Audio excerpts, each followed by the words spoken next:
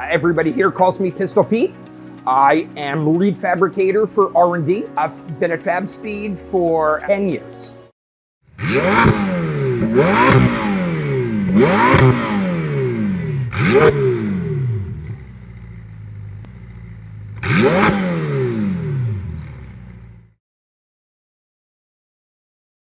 This is my welding cell. I've got everything near me. Pretty much I'm working off the table. I have the ability to move around. Sometimes I'm working on multiple projects at the same time. I have the ability to set them up in different places. I've got all my tools right here, so I'm not wasting time in and out of a toolbox, looking through drawers. I've got everything nice and accessible. I've got my welders, my helmets. This is home base, and really it's almost like a second home to me.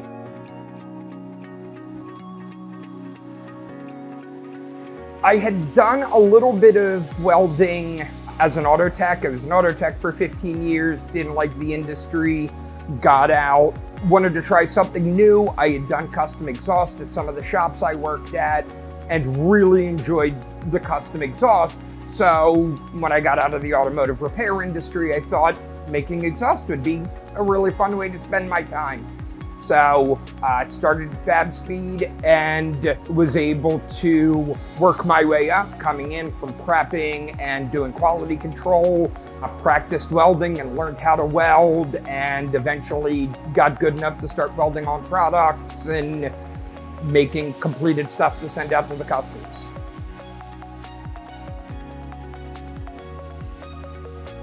For Fabspeed, I love the fact that I came in 10 years ago, starting a new career, looking for something new.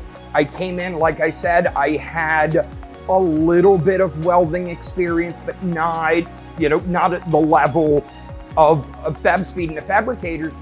And I came in, and just with desire to learn and some ambition, Fabspeed gave me the opportunity to grow and to learn and to develop.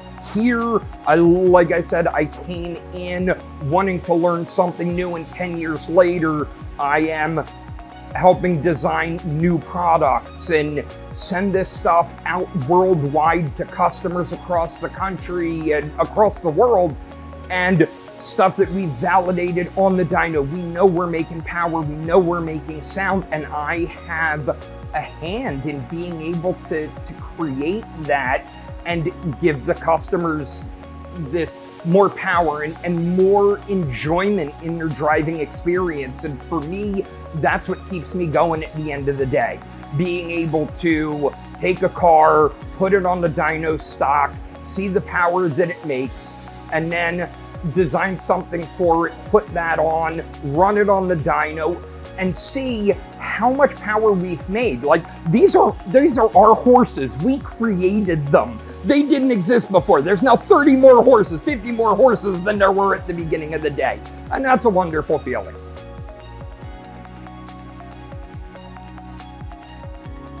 My advice would probably be, first is find a place that'll give you opportunities. But second, a desire to learn and a willingness to put the time in.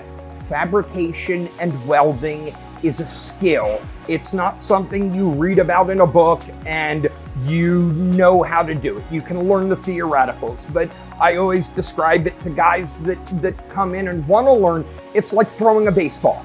You can read all of these books from MVP pitchers and these icons throughout history, but no matter how much you read it on a page, until you pick that ball up and you start throwing it, it's really just words. You're gonna come in, there's going to be areas of it that you learn quickly, and there's gonna be areas that you struggle to learn.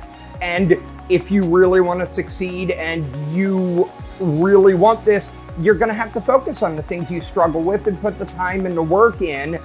Take pride in that growth and development and developing yourself as a person, and know that, yeah, some of it'll come easy, but some of it's definitely going to be a challenge, and just persevere and push through, and you will get there. You can grow and learn and develop if you have the desire to put the work in. It absolutely happened to me with Fabspeed. Like I said, I came in, I didn't have the skills to be a welder fabricator. I came in, they taught me, I learned, I practiced. I wanted to be good at my craft. I wanted to be the best I could be.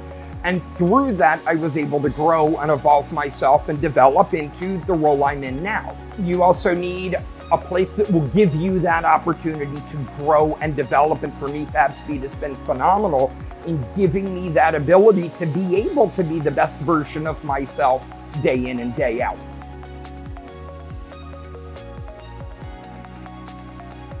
The first project that I did totally on my own was the 718 GT4.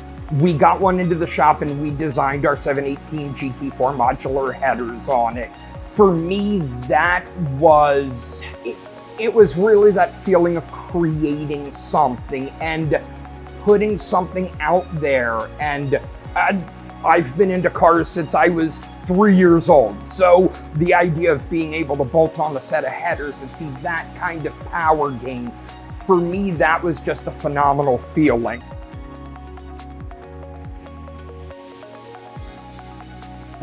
It's a 96 NA Miata. I bought it probably 18, 19 years ago. A lot of great memories in it. And then when I bought a newer, more modern Miata, because, you know, old fat guy climbing in and out of a race car, it got to be a little tedious as a daily driver. The car had so much significance and importance to me that I couldn't get rid of it.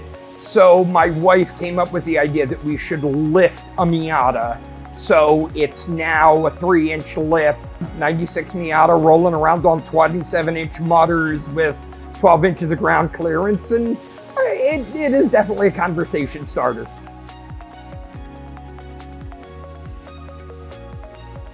Probably have to be Gone in 60 Seconds. It is just an enjoyable, entertaining movie. Different cars, action, adventure, car chases. It's still always a fun watch.